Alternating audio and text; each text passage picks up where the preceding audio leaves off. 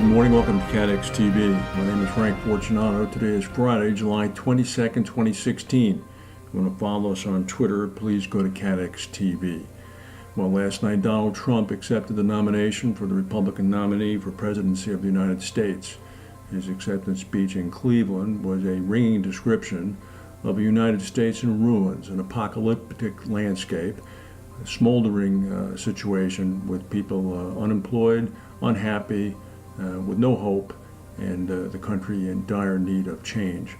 Trump indicated he was the only person who could effectuate change. I'm not entirely sure what country he's living in, but it went over well in the audience in Cleveland. In real news, the economy in the United Kingdom apparently has suffered a sharp deterioration. In a snap poll conducted by the UK marketing company called Market, a survey of 1,250 purchasing agents of big firms indicated that they've seen a sharp decline in business confidence, consistent with the 0.5% contraction in the economy predicted by the UK government since the June vote to leave the European Union. The dip in July is the sharpest dip in the 20-year history of the survey. The Chancellor of the Exchequer, Philip Hammond, has pledged to make sure that the UK's Treasury purse strings are loose enough to be able to respond with any stimulus that's needed in the event the situation really begins to deteriorate. Stocks in the UK and globally now are under pressure today as a result of this news. An Indian Air Force military plane has been lost. The Indian Air Force says that 20 people on board an Antonov 32 are now missing. Plane had taken off from Chennai Airport in Madras heading to the Andaman Islands. A very large, massive search and rescue operation is underway now in the Bay of Bengal. The British London-based insurer Beazley, which also maintains a syndicate at Lloyd's, indicated publicly today that they are working to boost up their Dublin-based subsidiary unit. In the event that the United Kingdom does in fact lose economic passporting rights to the European Union, they're going to switch their operations over to Dublin, which of course is the capital of Ireland, which is a strong member of the European Union.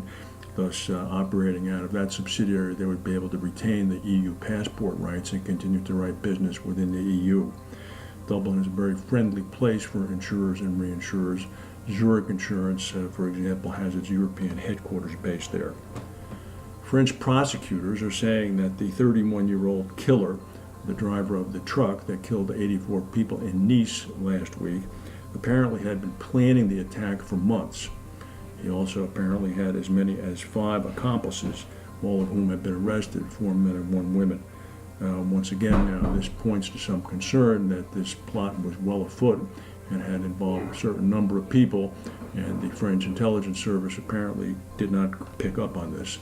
There has been a continuing war of words between Nicolas Sarkozy and Marine Le Pen, the people on the right to the conservative side, with the existing French government as to how these signals have been missed. The China Insurance Regulatory Commission, or the CIRC, has warned against insurers being viewed as ATM machines for activist shareholders. The chairman of the CIRC said that they must implement strict review to make sure that large institutional shareholders or activist shareholders cannot seek to have their investments in insurers become financing channels or ATMs in order to return money to them without any need or prudence exercised over the reserves needed to pay claims. Meanwhile, the search for the missing Malaysian Airlines Boeing 777 that was lost in March of 2014 may be nearing an end. After 46,000 square miles of searching, there remains about 6,000 square miles to cover. This is in the search grid area that the 3 countries have agreed upon, China, Malaysia, and Australia. And it was announced this morning by the 3 countries that at the conclusion of the remaining 6,000 square miles of the search grid, that's going to be it. They emphasize that the investigation is not over. It will not be closed. If new evidence emerges, they will respond, but they are not going to actively do any more searching. $135 million has been spent in the search. Parts of the plane have washed ashore on the coast of eastern Africa as well as Reunion Island. And meanwhile, in Venezuela, where the food situation has worsened, so much so that people are traveling to other countries to buy food, and the economic stagnation is such that the Venezuelan economy is deteriorating, contracting at a rate of 10% a year, it's now apparently hit the fast food sector. McDonald's announced that they are stopping the sale of Big Macs.